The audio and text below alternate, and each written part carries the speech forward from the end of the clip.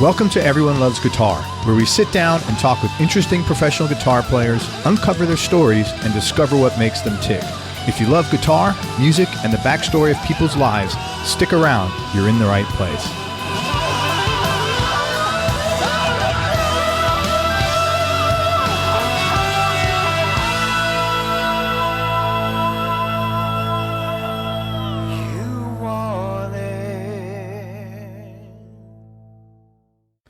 Hi, this is Craig. Just want to let you know you can now advertise here on Everyone Loves Guitar podcast. For more information, go to everyonelovesguitar.com/advertise. That's everyonelovesguitar.com/advertise. Hey, everybody, this is Craig Garber. Welcome to Everyone Loves Guitar. And we got a really cool guy, super cool guy, great guitarist, veteran player.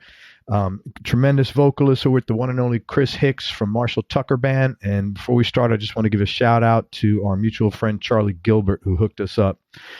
Chris is, for sure, man. Chris is one of the lead guitar players and the vocalist for Marshall Tucker Band. He grew up in Macon, Georgia, and joined a band there initially called The Experience. They played blues festivals for several years, opened for Charlie Daniels and Steppenwolf during the 80s.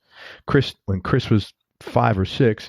Chris then joined the Outlaws later in the 80s and was with the band until they disbanded in 96. And he's got 2 solo albums out called Funky Broadway and Dog Eat World.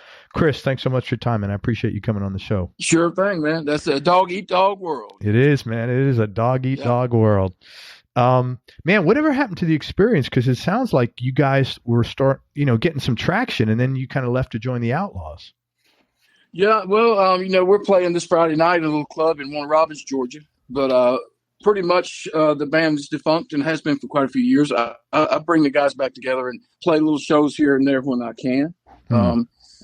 But when I joined the Outlaws years ago, that started my kind of professional touring career, which hasn't left me a whole lot of time to play around locally.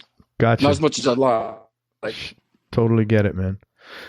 When you joined the Outlaws and then Tucker, I guess originally you're a sideman versus a gig like The Experience or your current solo project where you're running the show. What are the advantages and disadvantages of both?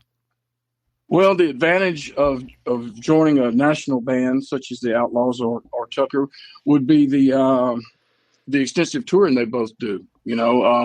The level of play and playing outdoor shows and festivals and larger concerts. And I was fortunate enough with both of those bands to have songs of mine on their records too. So I wasn't just a sideman. I did do quite a bit of my own material with both groups and still do. So I kind of get the best of both worlds a little bit with these guys. Oh, that's awesome. I didn't realize you wrote on the records. That's fantastic, man. Congratulations. Yeah. That's rare. Yeah, it's been a great opportunity. It really has. That's great, man. What, you're originally from Macon, correct? That's right. What was growing up there like? What was your childhood like growing up? Well, I grew up in the country in Lozella, Georgia, just west of Macon, basically where I live now. And man, it was very fertile musical environment growing up.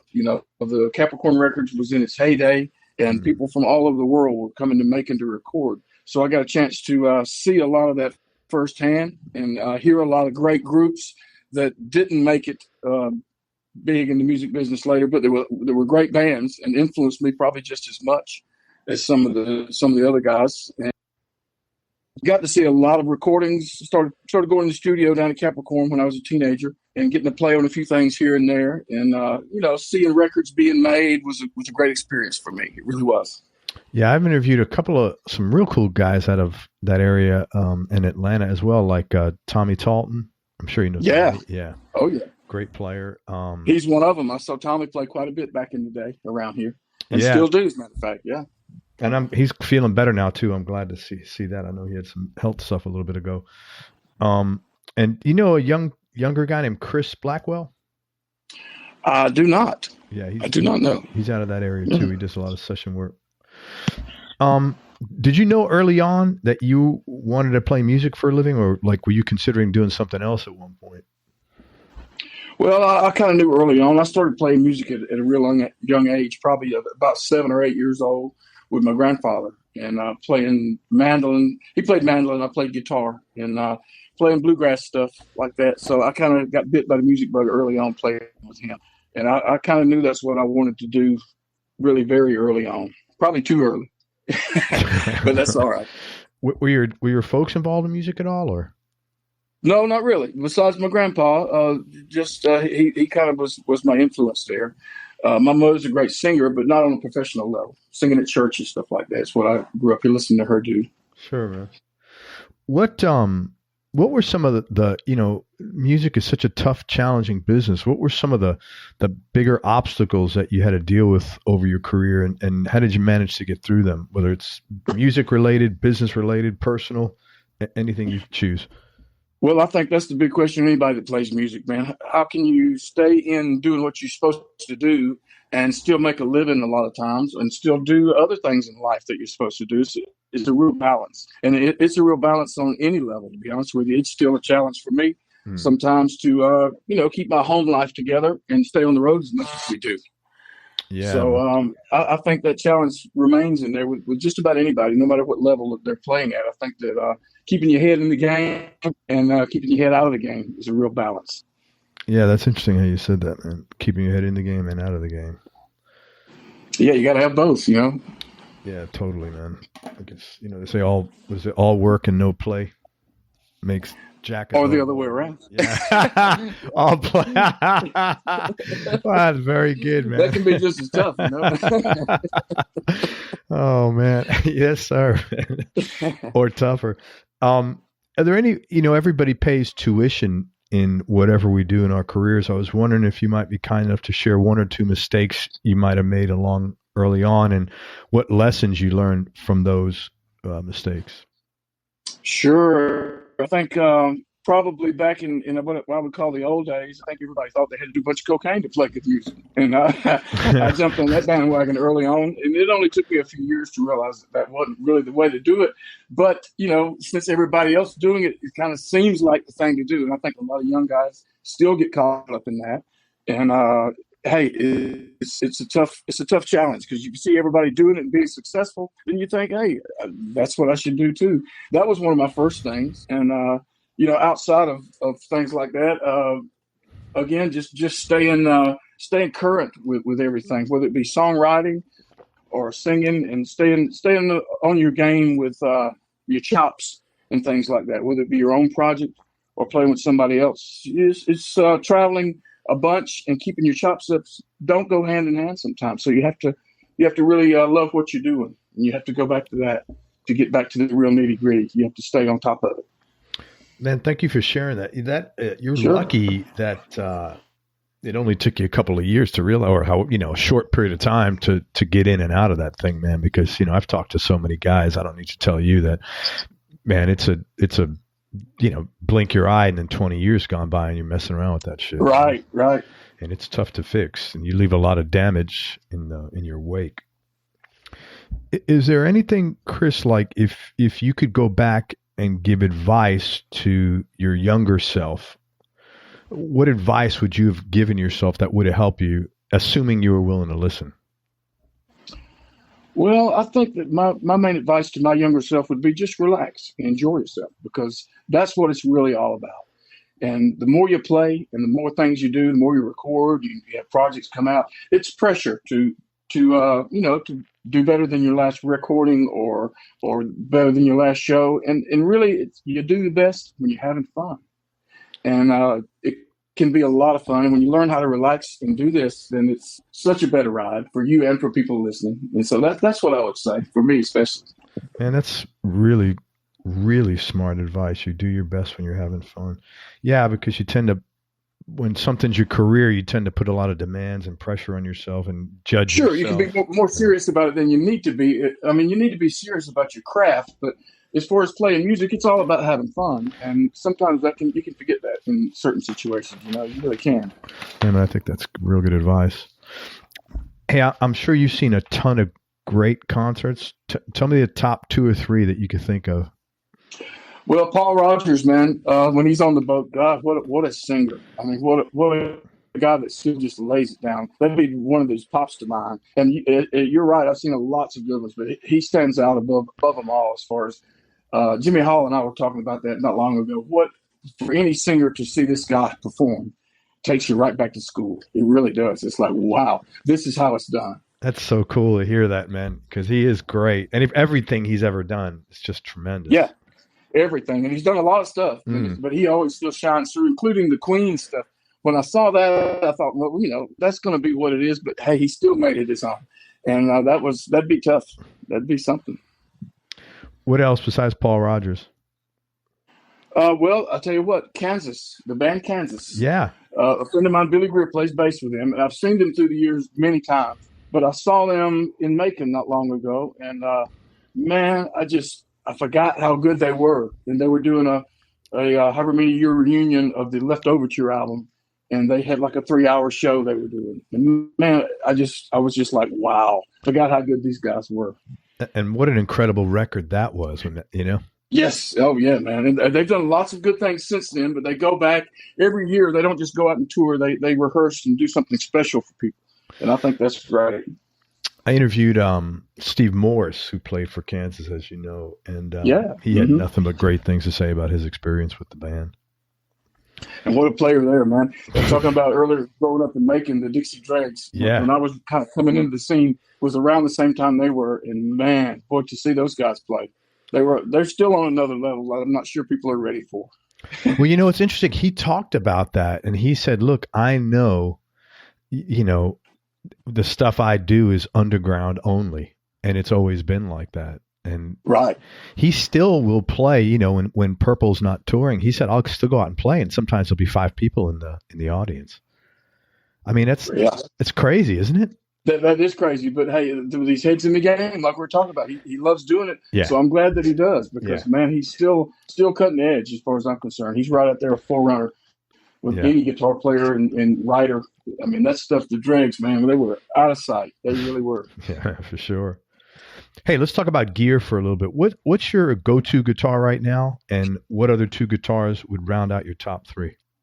Man, my go-to guitar has been what it has been for 25 years now, Epiphone Les Paul, that I changed the pickups in. I have W.C. Wagner, Jim Wagner wound the pickups for me, and I can't remember exactly the model. I think it's a Goodwood in the bridge and a Fillmore in the neck, if I'm not mistaken.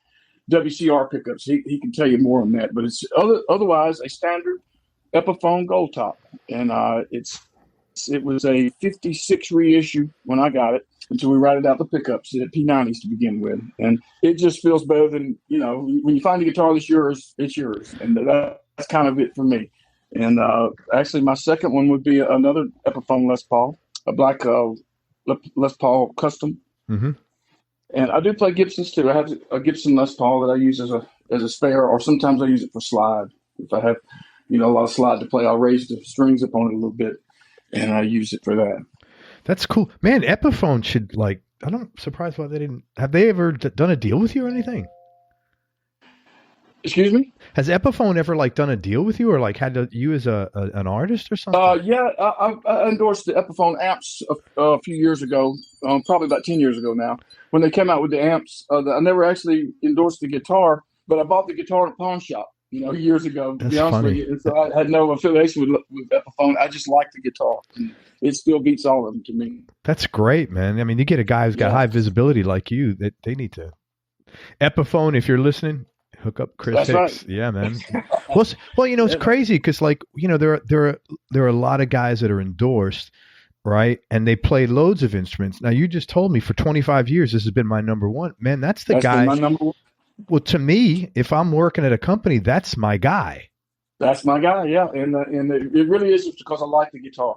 I tried to get a spare that looked just like it, okay, the same year and everything, changed the pickups, and it just didn't feel the same. And I ended up giving it to a friend of mine.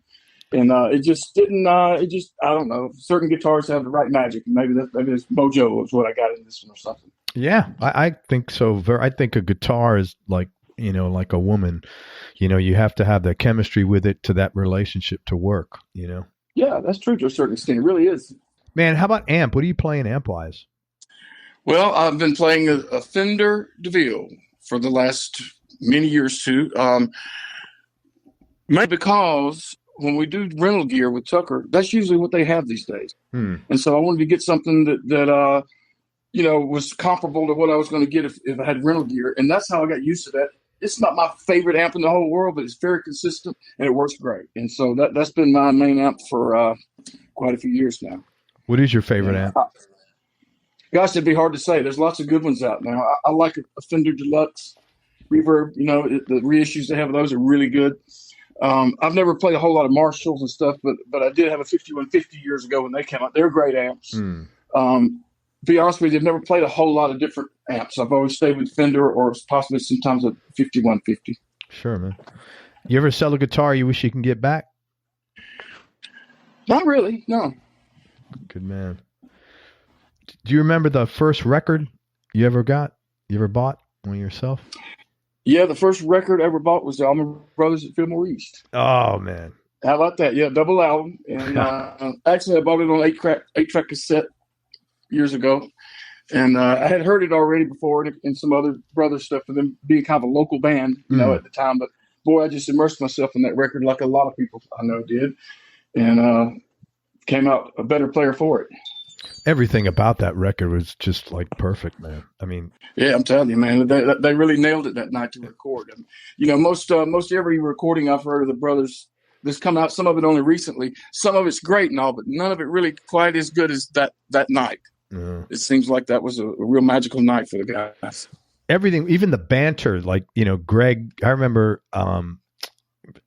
this. He was talking about, he must have been kind of buzzed or something because he said something about, who was that sax player? Boots Randolph, wasn't it? No, they were talking about a sax. They played a song by a sax player. Man, I'm having a brain fart here. King, what the hell is it? King Curtis. King Curtis, yeah. Greg starts, he goes, oh, whatever it did, it did, something like that. And it's just so, every time, because he had to be kind of buzzed or high or something, because every time I hear him say it, I'm still trying to figure out, make sense of it, 45 years after I first heard it, man. What are you trying to say? Yeah, and I just come to, well, he was fucked up and having a buzz and just nobody understood him but him. So, but you're right, man. What a great record. Yeah, man. What a great one. Hey, man, so what would you say most important things that you've learned about yourself, Chris, throughout your career experience and life in general? Gosh, that's a pretty deep question. They're all going to be like this now from the rest. That goes back to kind of our question earlier. Really, it goes back to keeping your head in the game. And when I say the game, I mean life's game. I've learned a lot of things playing music, and I've learned a lot of things that when I get away from music, which I have for the past couple of weeks, I've gotten as far away from it as I get, and certain lessons to be learned on both sides of those. And I think it's about doing what you love, loving what you do, and learning in the process, and staying current somehow or another. Are you good about taking time off? Can you take time off and relax without stressing out about it? Yeah, not so good, because I always feel like I need to be doing something, but, sometimes that's what I need to relax, is to come home and record a song or something like that. But I don't relax until I get it done, so I wouldn't say that getting away from it relaxes me, but sometimes you have to. Oh, I know. I'm not good with that. It's a blessing. It's a blessing and a curse to be like this too. Right. Kind of like a workaholic, obsessive about things, Yeah. And it's hard to unplug. But then again, it's good to if you figure out how. It's good to at short periods of time. Oh, hell yeah! You're a rule breaker or a rule follower? I'm a rule breaker. Yeah, me too. I like guys like that or people like that in general. I'm a rule maker. Yeah, you go, brother. March to the beat. No, man, I think it's cool to march to the beat of your own drum, and because most people, I mean, as long as you're not like crazy, but you know what I'm saying? Like, I think most people that do that are free thinking and they're not, what's that word? Sheeple. You never heard that word, sheeple? That people are like, some people, not saying everybody's like this, some people are like sheep. They're waiting to be led. And yeah, I'm not one of them. And if you play music for a living or do anything kind of creative for a living, whether it be music or acting or art or stuff like that, I think you have to be, because if you ask anybody, they'll just simply say, well, you can't do that. Yeah, right. Are you crazy? So you have to get beyond believing that and do what you do, and to do that in any realm of that, you kind of have to break beyond those barriers and believe that you can. Yeah, I agree with you 100%, man. Best childhood memory. Woo, best childhood memory. Gosh, so many. I had a great childhood, so I don't know if I can bring it down to one. I really don't. When I think of a best childhood memory, I just think of a series of memories that go way back. I don't know. I couldn't pick out one. No way. Okay. Something or someone you miss from your childhood?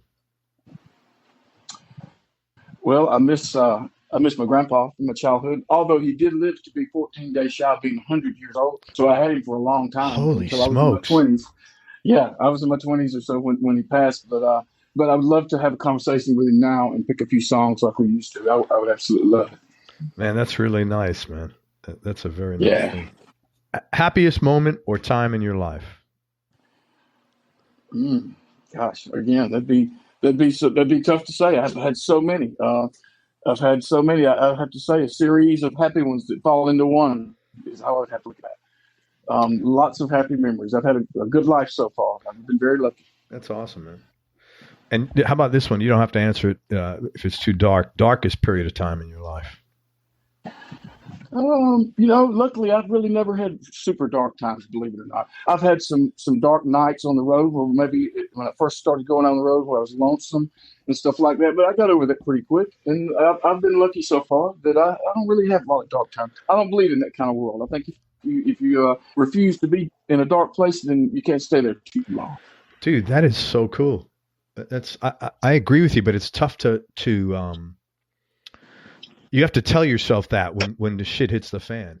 Right. Hey, it's tough, but not as tough as being in a dark place. Yeah. Yeah, right. Oh man, I like this nice country logic here, man. This is good. Yeah. I need you to put a book together, sell it on this show here. Who's had the biggest influence on you musically and personally? Well, I'd have to say, man, even though I know this goes way back, Brother Dwayne Allman probably has more influence over my guitar playing than any one person I could think of, mainly because of that record we were just talking about. Not that he is everything about my playing, but I still find myself coming up with things that I think were influenced by what I heard on that record. So I would have to say him for music, and as far as personally goes, I don't know. Again, like we say, I like to be a trailblazer. I don't know. I pattern myself after anyone. I'm kind of trying to break new ground every day. So I guess I would be the main influence on me. That's great, man. That's awesome. Most important thing your dad taught you? Most important thing my dad taught me was you have to work hard at anything if you expect results. And he's a hard worker and still is to this day, and a very important lesson to know in life. Yeah, man. How about mom? What's the most important thing she taught you? Mom always taught me to be true to myself and be true to your own heart. And she still does that every day too. And by far, being influenced by her is that you got to be true to your own heart. You know what's right, you know what's wrong. You have any hobbies or interests outside of music, Chris? I do. Nothing that takes up a lot of my time because it still comes back to something musically oriented. But I do like to go to movies and things, enjoy other things like anybody else. Just not that much of it, I like to get back to the drawing board as soon as I can. Sure, man. What's a favorite place you've traveled? I'm sure you've been all over, man. Yeah, I love parts of California, and I love any state now that has the free weed. Okay, that's some of my favorite places to go. Oregon, Colorado. And not just because of the weed, really, but a large part of that because of that, and because of the people too. Santa Cruz, some of the coast out there in California is a cool places to be. I remember we were out there many years ago now when they were shooting the movie of the Lost Boys. For some reason, we stayed out there for like 2 or 3 weeks on that little carnival out on the sea, and that was about the time that little 4-track recorders had just come out. And Huey and I were writing songs and just kind of taking it all in. It was just a great time to be out there and watching them film that movie, and just I don't know, a lot of great memories of that time out there. That's nice, man. Yeah, it's funny. They just legalized weed here, but apparently And you know what's real funny is, you know, like when we were kids, when you turn whatever it was 18 or 20, you go out and get a beer, right? Right. So now, like when they legalized weed, and then my daughter turned 18, she got a weed card. Oh, That's the new rite. That's the new rite of passage. But they don't sell weed here. It's legal, but they sell like edibles or something, and then you have to go to another place. It's really weird. I don't know the system here, but it's not like, because I've been to Colorado. It's like going to Starbucks, man. You know, right. Oregon's the same way. It's recreational. It's not even. They don't even try to make it medical. Nothing. They just completely, face creams, eye drops. Things I won't even mention. Yeah. Yeah. They're getting everybody to put face cream on now. Right. Suppositories of any kind. Yeah. I mean, I'm serious. I'm going, wow. You guys want to get seminars. When I went into, this is like, I think 3 years ago, I was in Colorado, and I went in there. I couldn't, they're asking me all these questions, and I'm like, what do you like? And I'm like, they had, how the hell do you pick one of 25, 30 strains? I mean, I'm not, Right. It's all pretty good too. Yeah. I'm thinking just get, whatever, Right. It was interesting, man. Is it legal in Georgia yet? No, it's not. It sure isn't. And they're starting steps to get that way, but it'll probably still be a while. Yeah. I think what they do is, at least it looks like here, they make it legal medically first, and then easy to get it medically, and then they make it recreationally. Now, it may be under certain real extreme cases, like violent seizures and maybe cancer patients, possibly, but nothing like recreational or anything, or really legal for everybody yet. Yeah. I mean, when I say yet, I think they'll probably all get there one day. Yeah, I think so too, man. Hey, talk about this is a tough one, a specific experience that changed your life or altered the way you think about things. Okay, I remember one in particular. Many years ago, I had a band called Loose Change. We were playing down in Panama City Beach, and we had our first album come out, and songs on the radio a little bit. Well, we got a call to come back to Macon that we're going to open up for Jefferson Starship at the Macon Coliseum. So we did. We packed up and we headed to Macon and drove straight to the Coliseum. We opened our van door, and hibachi grills and beach sand and all kind of stuff comes falling out. And we were playing through this real raggedy equipment. Anyhow, as we're unloading, their road crew are kind of not laughing at us, but they're laughing amongst themselves, going, wow, look what these guys are playing through. And anyhow, it turned out to be a great experience because they saw us setting up and kind of, struggling a bit to get things going. And they took us under their wing and let us use some of their equipment. Wrote us up a stage plot, just kind of took us under their wing. We had a great show, and it was because we were doing it the hard way, doing it on our own, that kind of inspired them to do that. And looking back on that would have been a hell gig had they not helped out, in other words, I guess is what I'm trying to say. Yeah. And that doesn't happen a whole lot in this business, not as much as you think it would. That's really cool. Now, which version of Starship was this? That was the one with Mickey Thomas when the first few hits they had with his version of it. Yeah. And I don't know if it was because of Mickey's connections to Macon, because he wasn't actually there. It was more their road crew, and that helped us out. And I think maybe they saw something in themselves years ago or something like that when they saw the beach sand come out. They're like, wow, look at these guys. That's cool, man. That is a nice story, man. Thank you. Hey, man, 3 questions left. Best advice, Chris, you've ever been given, and who gave it to you? Well, probably the best advice would go back to my mom. And that is follow your heart, no matter what you're doing. If you're doing, if you're following your heart, and you can never go wrong. And I kind of stay with that to this day. And I think that still holds as the best advice anybody's ever given. That's nice, man. Thank you. Anything you regret not doing? Not really. I don't think I've not done anything. That's cool. No, that's great, man. That is yeah. I think I've done just about everything that I've wanted to do so far. Not that I'm all done yet, but no, I don't have any regrets at all. None a bit. It's fantastic. And last question, brother. What's been the biggest change in your personality over the last 10 years? And how much of this change was intentional? And how much is just a natural part of aging?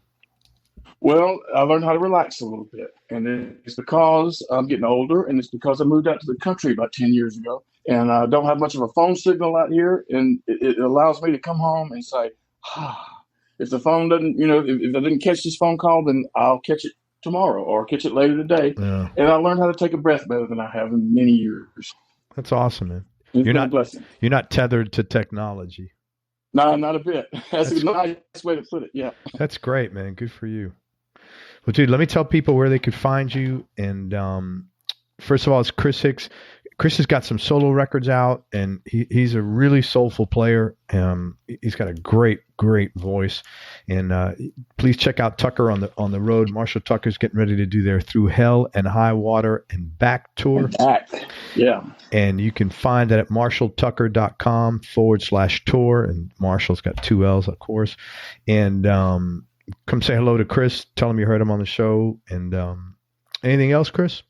Craig, thanks for having me, man. I certainly enjoyed talking with you today. Likewise, brother. I appreciate it. Everybody, thank you so much for listening. If you enjoyed this interview, please share it with a friend on your social media channels. We appreciate your support and help with this. Thanks again to Chris Hicks for spending time with us. Please check out Chris on the road with Marshall Tucker. Make sure you go to everyonelovesguitar.com. Sign up to get on our newsletter list so you and I can connect. And most important, remember that happiness is a choice, so choose wisely. Be nice. Amen. Right? Go be nice. Yes. Go play your guitar and have fun. Till next time, peace and love, everybody. I'm out. We hope you enjoyed this show. If you did, subscribe to the Everyone Loves Guitar podcast, and you can do this online at everyonelovesguitar.com or on iTunes. And if you like the show, please leave us a 5-star positive review. The more 5-star reviews we get, the higher our show ranks, and higher rankings mean we get to continue speaking with cool, interesting guests on our show. We'll see you on the next episode, and until then, keep playing your guitar and have fun making music.